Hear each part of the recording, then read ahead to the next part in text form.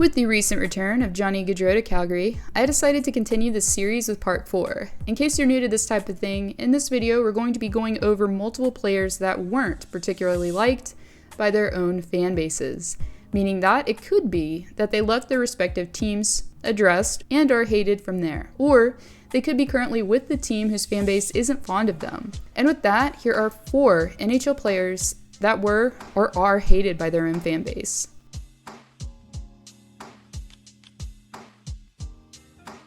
Drafted 6th overall in 2016, Matthewchuk showed immense promise.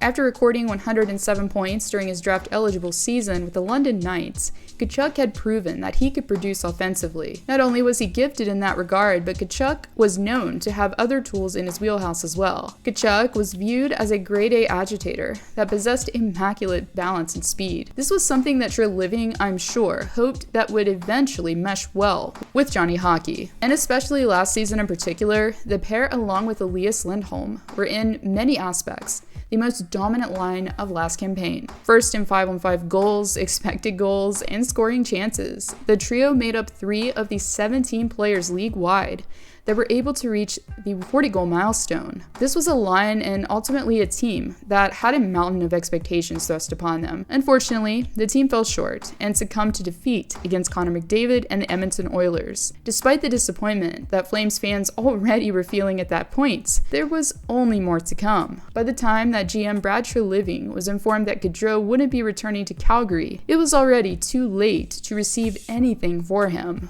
However, as he observed his longtime teammate making a long-time commitment to play in Ohio, Tkachuk got a few ideas of his own. First, Tkachuk elected not to accept a qualifying offer, which prompted the team to then file for arbitration rights thereafter. And almost directly after, Tkachuk fired back with his own true intentions and let Treliving and company know that he wouldn't be re-signing long-term in the end. As most of us know, Treliving was able to get Jonathan Huberdeau and Mackenzie Weegar among other pieces due to trading Tkachuk to the Florida Panthers. Now, the main issue that Calgary fans have had with Tkachuk was the fact that less than a month before the trade, he said this when asked if he wanted to re-sign with the Flames.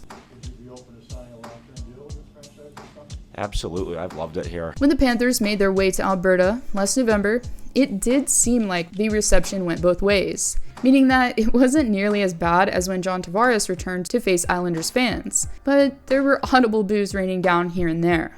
They got a return for the trade. While it's hard to say how Flames fans feel as a majority about Tkachuk leaving, what we do know is that they definitely have an acceptable reason to despise him.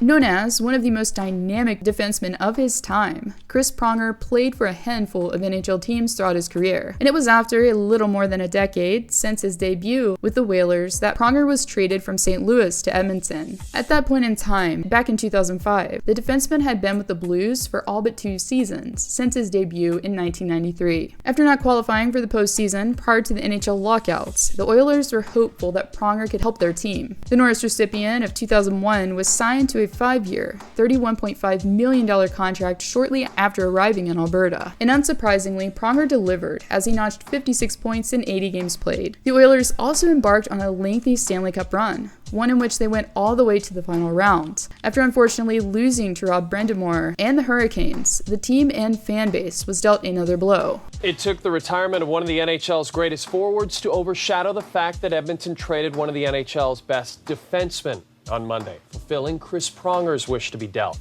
And the winner of the Pronger sweepstakes, the Anaheim Ducks. In July of 2006, Pronger was surprisingly traded to the Anaheim Ducks. In the aftermath of the deal, upon learning of his trade request, fans became enraged, knowing that Pronger made the choice to depart from oil country. But it wasn't only the fan base that was enraged around this time. In September of the same year, ESPN published an article where Pronger revealed that he was being basically harassed about leaving. "I knew I'd be public enemy number 1, but I'm pissed off by all the rumors and innuendo surrounding my leaving," Pronger says. "I've heard all the nasty stuff, all about my girlfriends, got more kids than what I started with. I must have 6 kids out there. Some people even took my rental furniture from my house and burned it," he says. And according to the Hockey News, however, the overall reception wasn't too bad. There were plenty of boos, but no mentions of objects being hurled in his direction or anything outrageous like that.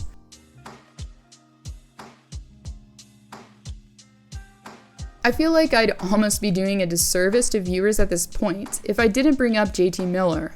But before we really unpack everything, since there's just a lot of sound bites, meltdowns, etc. surrounding this guy lately, if you want the detailed version, I recommend you check out my video I did on Miller recently. Link will be down below. Anyways, Miller first arrived in Vancouver in 2019 after being acquired from the Tampa Bay Lightning. Miller, who at the time had several seasons left to go on a modest contract, was looked at as an easy insert for the top six. After losing the Sedin twins, the Canucks were really hoping that Miller would mesh well with the young core. However, the overall narrative is that after leaders such as Chris Tanev, Jay Beagle, and others were traded off, Miller began to insert himself more into a leadership position. And with the A on his sweater, well, I think it's fair to say that he hasn't been the best example. From on-ice verbal spars with teammates to countless meltdowns in the public eye, Miller has been a basket case so far this season. And if fans didn't already have a reason to despise him by his attitude, here's a couple more. Miller is the main reason as to why Bo Horvat is probably going to be traded, since his lucrative contract kicks in next season if Horvat isn't signed here soon. Well, Miller could be the next captain in BC. Secondly, Bruce Gaudreau, who was put through the ringer mentally and emotionally, was fired pretty much so that a coach could be hired to contain Miller. Why would you say something like that, you ask? Well, it just so happens that current Canucks coach Rick Tocchet was a Phil Kessel whisperer for years. You know, Kessel, the headstrong player that had a falling out with Mike Sullivan in Pittsburgh and followed Talk to Arizona? Yeah, him. So, the Canucks are paying 3 coaches, when they could be using some of that money on their blue line, hypothetically. Therefore, while it's true that some Vancouver fans are on Miller's side, well, there's plenty that wish he had stayed in Tampa. And since I was curious and just wanted to get you all involved a little bit, I did a poll asking you all what you thought about Vancouver fans and JT Miller and, if they liked him or not. And wow, the results speak for themselves right here. I think anybody's opinion really matters, to be honest with you.